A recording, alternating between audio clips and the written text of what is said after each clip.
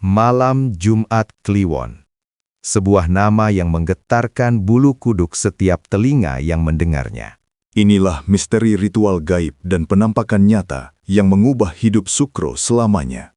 Desa Karangsedu, sebuah tempat di mana waktu seolah berhenti setiap kali Kliwon tiba. Sukro, pemuda pemberani dengan rambut ikal, tidak pernah percaya pada tahayul. Namun malam ini, ada sesuatu yang berbeda di udara. Bau kembang melati yang menyengat. Dia teringat kata-kata Wa Aweng, sesepuh desa yang berambut putih. Jangan pernah keluar rumah saat angin berhenti berbisik. Begitu kata Wak Aweng. Tapi, Sukro melihat Pak Karto menyelinap ke arah hutan larangan. Pak Karto tampak membawa sesajen lengkap dengan ayam cemani hitam legam. Sukro memutuskan untuk mengikuti jejak kaki Pak Karto yang misterius. Langkah demi langkah, kegelapan hutan semakin mencekik lehernya. Suara burung hantu terdengar seperti tertawa mengejek keberaniannya. Sukro bersembunyi di balik pohon besar saat Pak Karto berhenti di sebuah gubuk tua. Di sana, Wak Aweng sudah menunggu dengan kemenyan yang mulai dibakar. Asap putih membumbung tinggi, menciptakan pola-pola aneh di udara malam. Wa Aweng mulai merapal mantra dalam bahasa Jawa kuno yang berat. Sukro merasa suhu udara tiba-tiba turun drastis, hingga napasnya terlihat. Tiba-tiba, suara tawa wanita terdengar merdu, namun sangat mematikan. Dari balik kegelapan, muncul sesosok wanita berpakaian hijau zamrud. Dia adalah Nyai Langsa. Kecantikannya mampu menyihir siapa saja. Wajahnya yang anggun tampak bersinar di bawah cahaya bulan yang redup. Namun Sukro melihat kaki Nyai Langsa tidak menyentuh tanah sama sekali. Pak Karto bersujud dengan sangat rendah. Badannya gemetar ketakutan. Wak Aweng menyerahkan wadah berisi darah ayam cemani tadi. Nyai Langsa tersenyum, senyum yang membuat bulu kuduk Sukro berdiri tegak.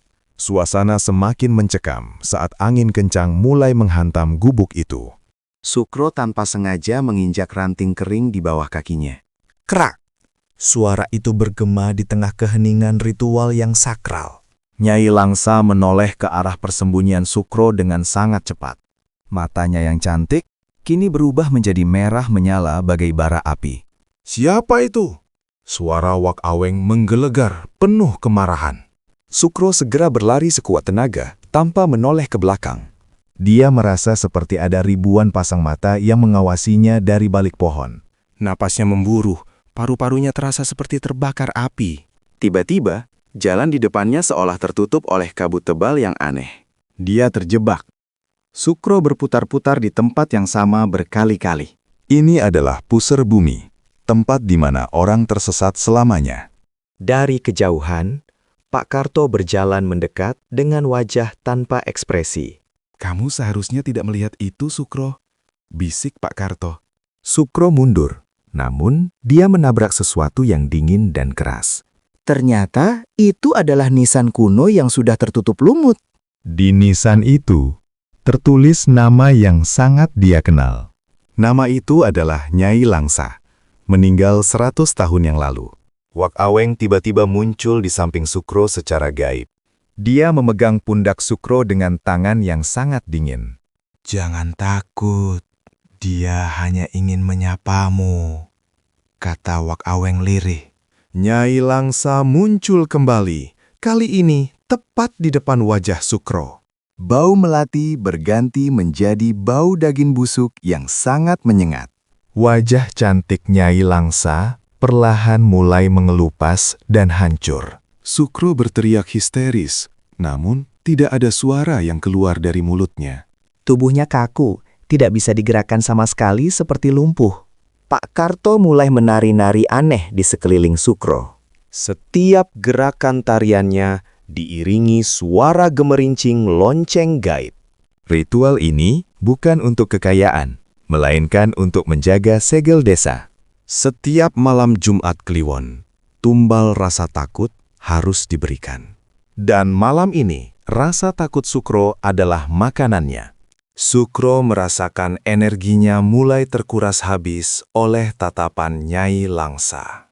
Dunia di sekitarnya mulai berputar dan berubah menjadi gelap gulita. Tiba-tiba, suara adzan subuh terdengar dari kejauhan desa. Nyai Langsa menghilang seketika, bagaikan asap tertiup angin. Wak Aweng dan Pak Karto juga sudah tidak ada lagi di tempat itu. Sukro terbangun di bawah pohon banyan besar dengan tubuh lemas. Dia menyentuh lehernya dan menemukan bekas cakaran kecil di sana.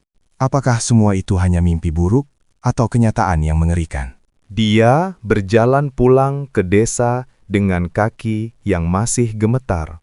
Desa Karangsedu tampak tenang, seolah tidak terjadi apa-apa semalam. Sukro melihat Wak Aweng sedang duduk di depan rumahnya sambil minum kopi. Wak Aweng tersenyum padanya, sebuah senyum yang penuh rahasia. Sudah bangun, Cok? Tanya Wak Aweng dengan suara parau. Sukro hanya bisa terdiam, lidahnya seolah masih keluh untuk bicara. Dia bergegas masuk ke dalam rumahnya dan mengunci pintu rapat-rapat. Di dalam cermin, dia melihat pantulan dirinya yang sangat pucat. Namun di belakangnya, dia melihat bayangan hijau sekilas lewat. Dia berbalik dengan cepat, tapi tidak ada siapa-siapa di sana. Misteri malam Jumat Kliwon bukanlah sekedar cerita pengantar tidur. Ini adalah pengingat bahwa ada dunia lain yang hidup berdampingan dengan kita. Para praktisi gaib seperti Wak Aweng tahu cara menjaganya agar tetap seimbang. Dan Pak Karto, dia adalah perantara yang menanggung beban desa. Lalu bagaimana dengan Nyai Langsa? Dia masih ada di sana, menunggu. Dia menunggu Jumat Kliwon berikutnya untuk kembali menampakkan diri. Banyak orang yang mencoba membuktikan keberadaannya, namun berakhir malang. Ada yang gila, ada yang hilang, dan ada yang tak pernah kembali. Sukro beruntung karena dia hanya mendapatkan luka goresan. Tapi goresan itu tidak akan pernah hilang sepenuhnya dari kulitnya. Sejak saat itu, Sukro tidak pernah lagi meremehkan malam keramat. Dia belajar menghormati apa yang tidak bisa dia lihat dengan mata telanjang. Masyarakat Jawa percaya bahwa setiap tempat memiliki penunggunya masing-masing. Jumat Kliwon adalah waktu di mana gerbang antara kedua dunia terbuka lebar. Jangan sekali-kali menantang kekuatan yang tidak kau mengerti. Karena penyesalan seringkali datang saat semuanya sudah terlambat. Hingga kini, rahasia ritual Pak Karto dan Wak Aweng tetap tersimpan rapat. Hanya Sukro yang tahu apa yang sebenarnya terjadi di tengah hutan itu. Dia menceritakan kisahnya agar kita semua lebih waspada. Malam Jumat Kliwon akan selalu menjadi malam yang penuh misteri. Apakah kamu berani membuktikannya sendiri malam ini? Atau kamu lebih memilih untuk tetap diam di dalam rumah yang aman? Ingatlah, Nyai Langsa bisa saja sedang memperhatikanmu sekarang. Dia menyukai rasa takut yang kau sembunyikan di dalam hati. Jangan biarkan keberanianmu pudar saat kegelapan mulai datang. Ritual gaib itu akan terus berlanjut, dari generasi ke generasi. Karena keseimbangan dunia ini bergantung pada kesetiaan mereka. Desa Karangsedu tetap memegang teguh tradisi kuno ini. Meskipun dunia modern mencoba menghapus segala bentuk mistis, Ada hal-hal yang tidak bisa dijelaskan dengan logika manusia. malam Jumat Kliwon adalah pengingat akan hal itu.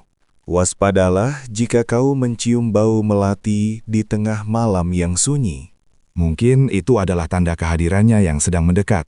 Sukro kini hidup dengan kewaspadaan yang luar biasa. Dia tahu bahwa Nyai Langsa mengenali aromanya. Dan dia tidak akan pernah membiarkan Sukro pergi. Kisah ini adalah warisan dari mereka yang berani melihat kegelapan.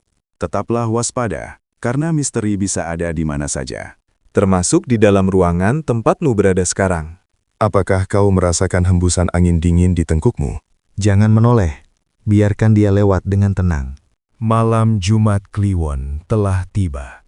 Selamat malam. Semoga mimpimu tidak seburuk apa yang dialami Sukro. Terima kasih telah menonton kisah mencekam ini. Tulis pendapatmu di kolom komentar tentang ritual ini. Jangan lupa like dan subscribe untuk update seru lainnya.